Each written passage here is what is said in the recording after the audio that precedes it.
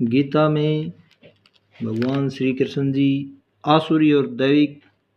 दो प्रकार की प्रकृति वाले मनुष्यों का वर्णन करते हुए कहते हैं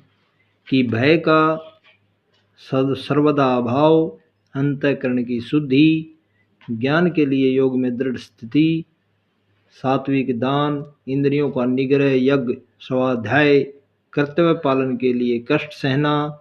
शरीर मन वाणी की सरलता, अहिंसा, सत्य भाषण, क्रोध न करना और विषयों में न ललचाना, अकर्तव्य कर्म करने में लज्जा, चपलता का अभाव, तेज, अक्षमा, धैर्य, वैर भाव का न होना, मान रहित आदि ये दैविक प्रकृति अथवा स्वभाव वाले मनुष्य के लक्षण हैं। आसुरी प्रकृति वाले इस प्रकार के मनोरथ किया करते हैं कि इतनी वस्तुएं तो हमने आज प्राप्त कर ली और अब इस मनोरथ को पूरा कर लेंगे, इतना धन हमारे पास है, इतना धन हम और इकट्ठा कर लेंगे, वह शत्रु तो हमारे द्वारा मारा गया और दूसरे को भी हम मार डालेंगे।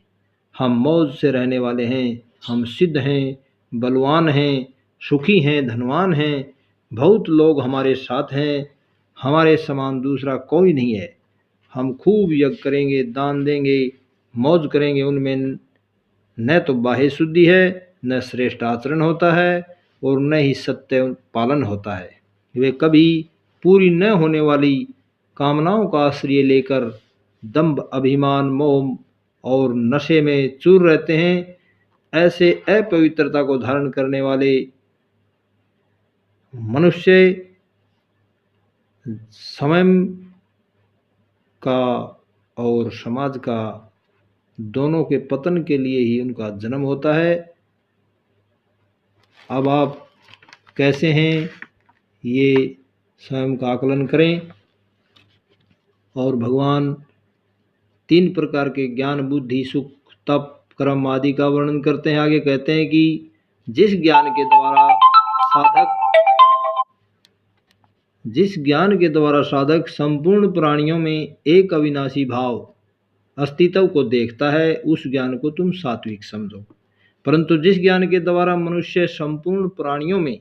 अलग अलग अनेक भावों को अलग अलग रूपों से जानता है, उस ज्ञान को तुम राजस समझो।